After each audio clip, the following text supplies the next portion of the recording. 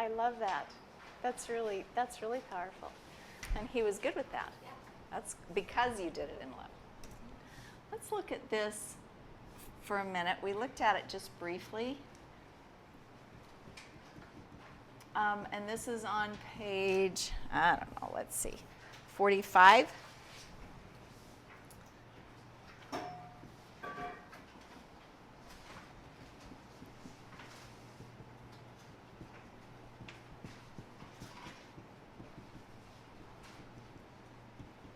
So what we have is a spirit from heaven.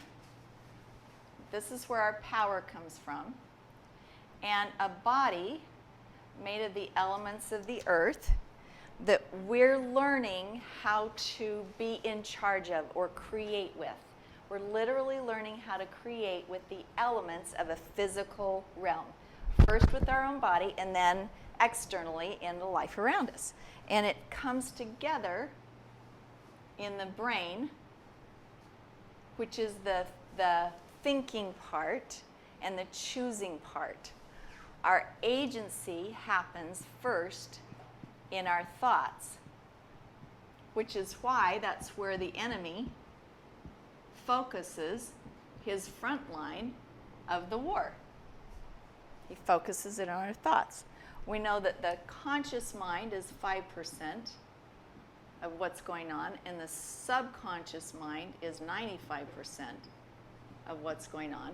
But that those thoughts all have, regardless of which part of the brain they're in, they all have vibrational frequencies. That is the spiritual creation. Everything's created spiritually before it's created physically. The spiritual creation goes out and brings back into our life the elements, the experience that we sent out. The vibrations match and bring something back. So far, so good. The key is, how do we get this power from our spirit to work together with the elements of our body? Because they have basically different programs. The body, or the brain program, is to keep us alive. And it does that by keeping us away from pain and seeking pleasure. Just keep me alive. Anything that's unfamiliar could be painful, it could be harmful, so it wants us to stay in a familiar space. Even if it's a miserable familiar space, it hasn't killed us, according to the brain. So it's better than going outside the familiar space. On the other hand, we have this spirit who's been learning for eons, who loves light, who has chosen to come down here on the battlefield in the war with very specific gifts, talents, strengths, abilities, desires, and a purpose. This part, our spirit, hasn't forgotten anything. Our spirit still remembers everything about us. Who we are, what we've been learning, what our passions, why we're here, everything is still available knowledge-wise to our spirit. Our body, on the other hand, this is new.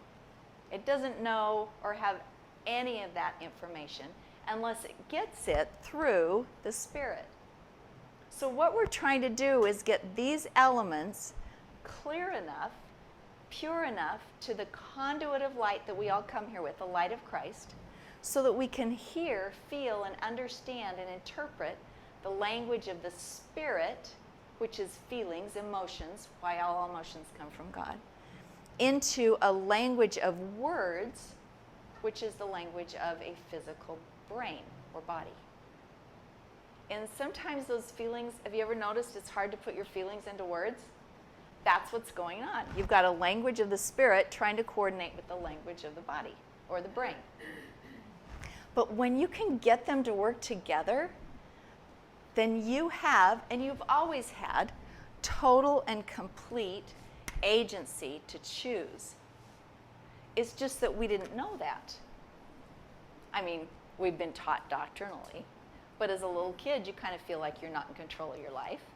And if you can get that thought in there, then it's easy to lead to, well, I'm not in control of any of my life.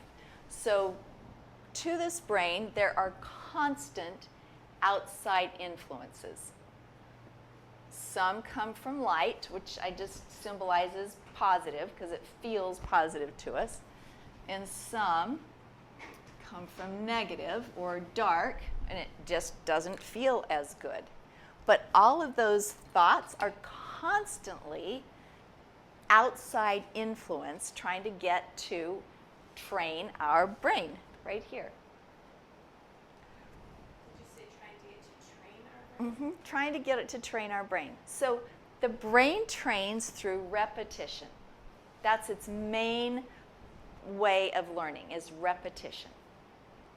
So if I am constantly hearing, oh, you are so wonderful, you are such a great spirit, you have such a beautiful smile, Heavenly Father loves you so much. If I'm hearing that constantly and receiving it, and that's key, choosing to receive that, then my brain says, oh, that's what it means for me to be immortal. I'm a good person.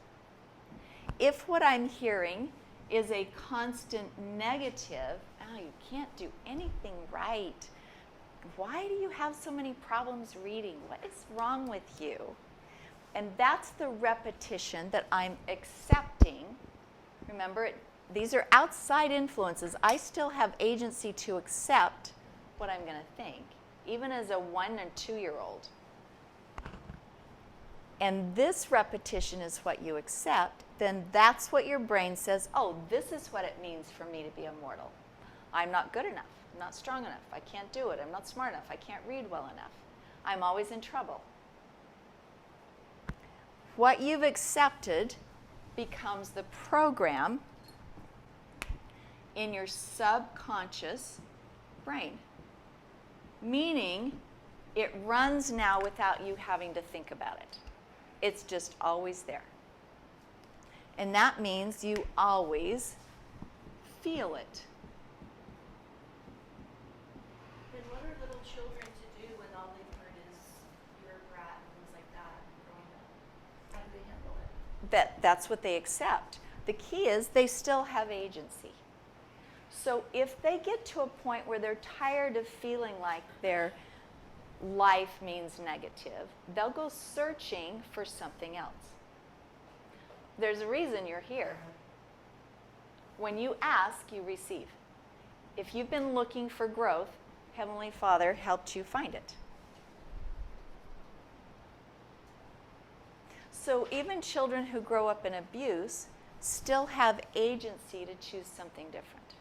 Now, they don't always know that, and that's where you guys come in. Because once they do know that, that's what they're going to want. You're not here just for you, although I hope it's empowering for you. But I can tell with absolute certainty that you're here because there are other people in your lives that you will have an opportunity to actually affect, to show them that they do have agency and that they can change.